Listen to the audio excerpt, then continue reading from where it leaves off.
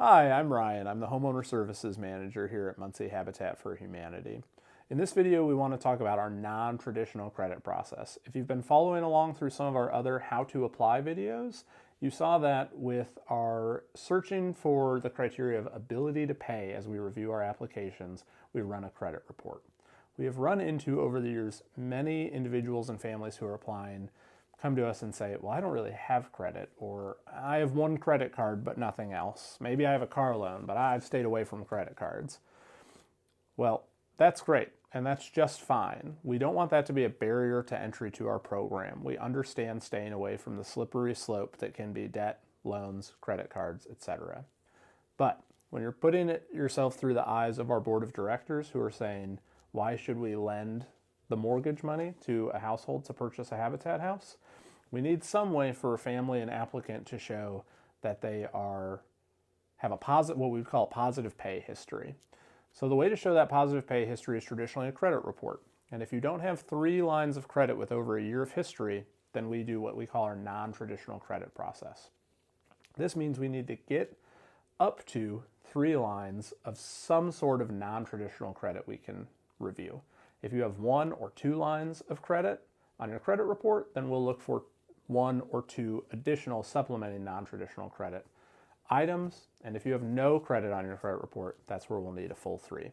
What we mean by non-traditional credit is any bill in your name, you, the applicant, in your name, that has over a year of history, that is a routine billing process, typically something like your utilities, water, gas, electric, sewage, your cell phone, your internet bill. I've seen things like gym memberships, storage units, Netflix accounts, something that is routinely being billed to you on a monthly, on a bi-monthly, on a biannual, something like car insurance, and that you have been paying for over a year.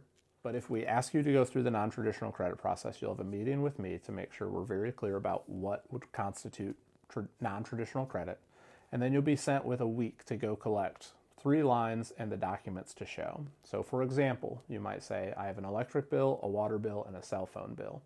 You would get a bank account statement for the past year to show where those payments have been made, that you are making those payments, and you would bring me a bill for each month for each of those lines. So 12 electric bills, 12 water bills, 12 cell phone bills, of course, using whatever accounts you're using.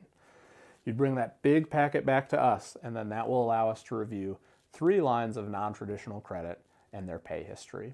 Now again, like we mentioned in the credit review video, we are sticklers about this. We look for an applicant who has no more than 1 late payment across all 3 lines in the past year. So if you bring me your electric bill, your water bill, and your cell phone bill, and the electric was late once and the other were current every time, we can keep moving. But if the electric bill had 2 late payments, or the water bill and the cell phone had 1 late payment each, that is where our family selection committee will say, let's stop here, let's deny this application at this time, and let's work with the family to say how they can prepare for a future application by improving their non-traditional credit. So that is what our non-traditional credit process looks like. This is, of course, a one-on-one process that we go through together when a family does not have those 3 lines of traditional credit, which is just fine. It's not an issue to go through the non-traditional credit process. And in fact, I would say of applicants who we review their income and we go to the credit process, about 8 in 10, I would say, then need to do this non-traditional credit process. So it's actually quite common and is very much a viable route through to our homeownership program.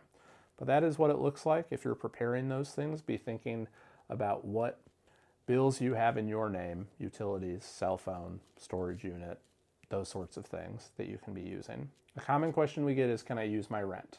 And the one reason we don't do rent in this part is because we review your rental history as a later part of our application process, and because we're reviewing it for those with traditional credit, we don't want to make it part of the non-traditional credit process for those who go that route. So again, non-traditional credit can really come with a lot of questions. If you do have questions, please put them in the comments below, and we will try to make a frequently asked questions video in a couple months to follow up with these. Thank you.